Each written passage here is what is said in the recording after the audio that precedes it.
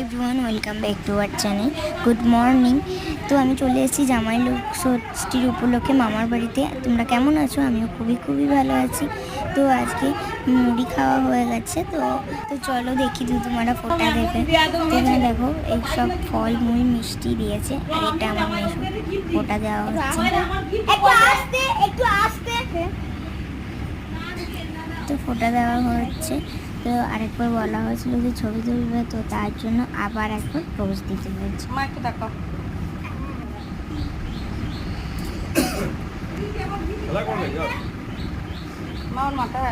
এখানে ভাই ছবি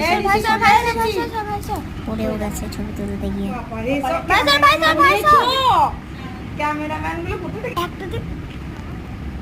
এটা আমার বাবা আমাকে ফোঁটা দিচ্ছে। একবার তাকাবেন।